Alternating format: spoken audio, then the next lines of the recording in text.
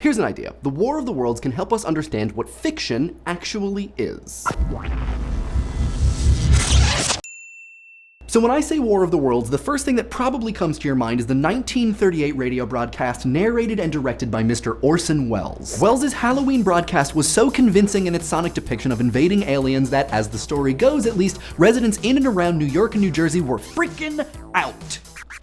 Orson's War of the Worlds was based on another Welles' War of the Worlds, the 1897 novel by H.G. Wells. No relation, different spelling. H.G.'s war didn't take place in the dirty Jers, but rather in Surrey and London, in a very similar situation where humanity had very good reason to fear for its well-being at the hands of giant, laser-wielding not-friendlies. But these are not the only two expressions of H.G.'s original story. Oh, no. Like Sherlock, Superman, and very few other pieces of culture, H.G.'s War of the Worlds has spawned countless adaptations, sequels, remakes, and homages. Like maybe you were one of the 6 people to see the 1988 Canadian television show, or the 2005 Tom Cruise vehicle, which we'll reference once or twice because the assets are good. Explosion!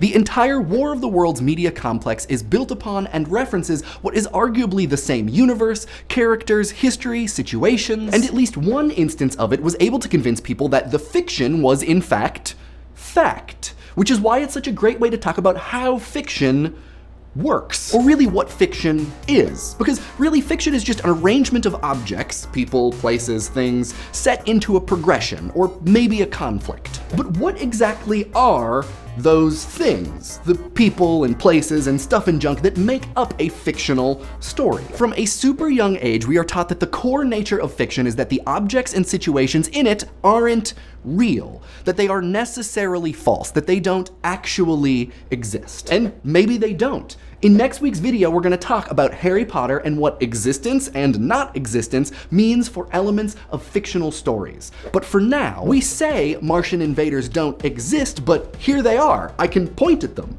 And with War of the Worlds Martian invaders specifically, there's even a particular look and style.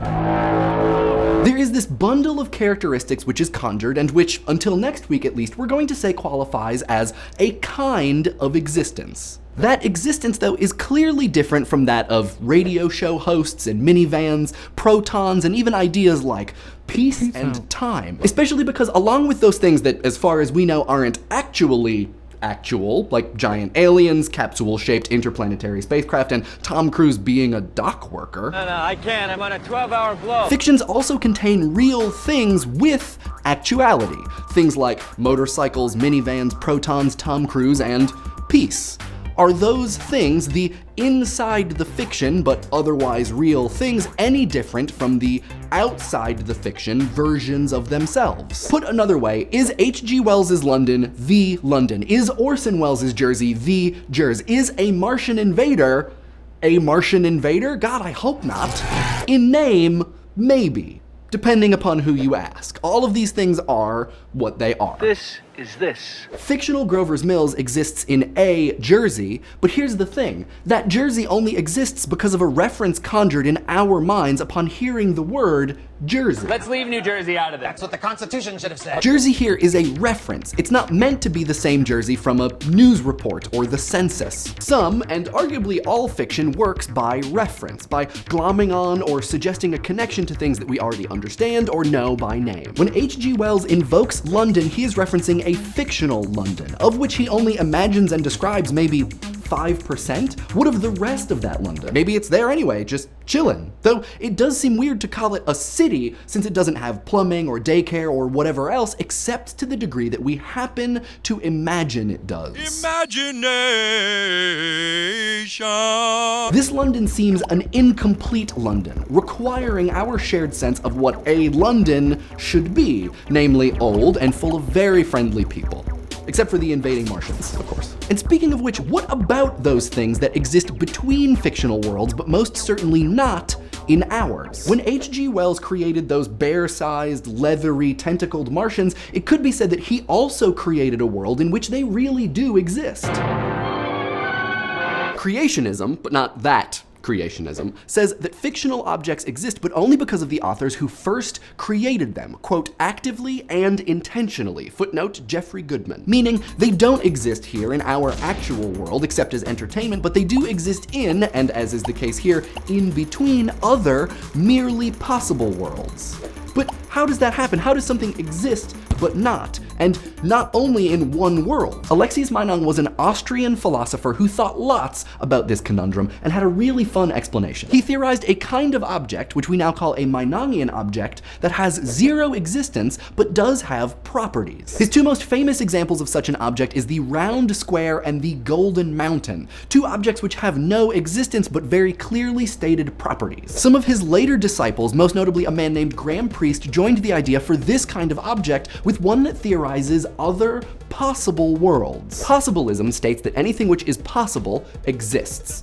Also called modal realism, it states that those worlds in which those possibilities became actual are just as real as ours because any subject inside of them would say that their world is the actual world. So when I say War of the Worlds, Alien, or Aunt Beast, or He Who Shall Not Be Named, I'm not describing something that exists in our world, but a thing existing in another world. And which, being familiar with what I'm talking about, and regardless of its non-existence in our world, you could probably describe, or maybe even draw a reasonable representation of. We think of fiction as being necessarily false, but when we look at it this way, is it? Besides being true in their own potential worlds, the most believable of fictions give accounts of events which might as well have happened in our world. This was exactly the case with the War of the Worlds radio broadcast. While it was fictional, there was nothing necessary about its falsehood. Meaning, War of the Worlds certainly wasn't a war in the same way that what's happening in Afghanistan and Syria are wars, but for some people, at one point in history at least, it was just as much, if not more,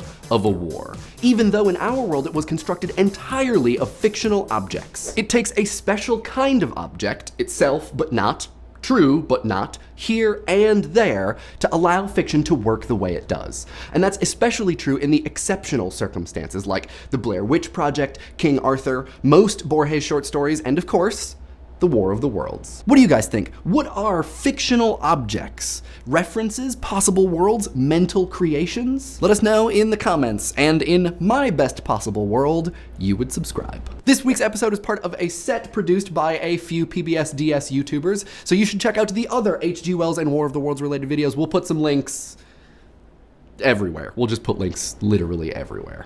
Links just all over the place. All right, everybody, let's unpack some comments. Let's see what you guys had to say about unboxing. Prosper58 wonders if it's weird that he watches unboxing videos for objects that he already owns, and I say no. I mean, a lot of the comments sort of seized on the inherent excitement in unwrapping something and revealing these things, and then it's kind of like, you know, Christmas, receiving presents on your birthday or something. So I think it makes total sense. It's also really interesting to see other people's reactions to things that you already have.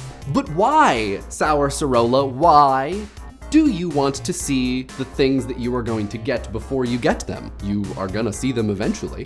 Why watch an unboxing video if you're gonna get it? Thank you, Darkscene, you also seem nice. To everybody wondering what the pink thing in the episode was, it was a mobile phone kickstand. Get your minds out of the gutter. Sticks to the back of your phone so that it stands up. You guys. Daniel Hoff wonders about the future of unboxing videos, and yeah, it'll be really curious to see what happens when the unboxing video turns into like another piece of the marketing barrage that happens when there's a new piece of technology. And yeah, we'll see whether or not we can even, like, whether or not we think of it as trustworthy or whether or not it needs to be just a person who has this thing, which, I mean, a lot of them at this point, they kind of aren't, right? They're professional unboxers and all this other stuff. Yeah, it's a complicated thing. Keith Shaw says that there is also maybe some kind of inherent bragging in the unboxing video and showing that, like, this person has this thing before you do. And yeah, and I think that's part of the appeal, right? Is that you get to, through watching the unboxing video, you get access to a set of knowledge that you would only have if you were otherwise standing in front of the thing. So you can like act all cool hanging out with your friends about all the minute details that you know about some object that you don't actually have. Not that I do that or anything. Shane Tilton makes the very fair case that there are essentially two Sherry Turkles, a pre and post 1995 Sherry Turkle, and yes, most of my ire is to recent Sherry Turkle. So thank you, Shane, for providing some context. Carson Betts kind of talks about the teleology, I guess, of unboxing things, that when you buy something and you open it, you're sort of done. Like, you have acquired it and now you have a practical relationship with it. And the unboxing video allows you to have that excitement of receiving a thing without actually receiving it, which I didn't think about it this way, and that's really cool. I like that a lot. There was a weird uptick in this kind of comment this week, and I just want to be really clear that I consider this incredibly high praise. So to everybody saying that we are Vsauce wannabes, thank you. I mean, I think anybody who wouldn't want to be Vsauce is, in my book at least, doing it wrong. To MashGod and everyone else asking for an ASMR video eventually, the answer is yes, of course. Maybe not right around the corner, but definitely, yes, a thing that we will talk about. Just Kidding makes a great connection between selfies and unboxing videos, and their comment really makes me think about what I see as two different kinds of unboxing videos. The ones where the perspective is from the person doing the unboxing, so their hands kind of become your hands, and the more performative kind where someone sets down a camera, sits across from it, and opens the box while looking at the camera. And I wonder if there's some sort of like connection there between, you know, the sort of the selfie of unboxing videos. I don't know, it's a good comment. This week's episode was brought to you by the hard work of these Martian invaders. We have an IRC, a subreddit, and a Facebook, links in the doobly-doo. And the tweet of the week comes from Carrie Ann Wrights, who points us towards a Slate article about new Canadian research about the, let's say, personality of trolls.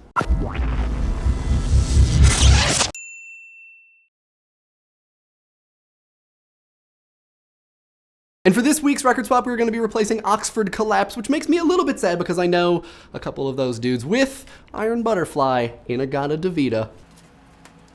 So, goodbye, Oxford Collapse, and welcome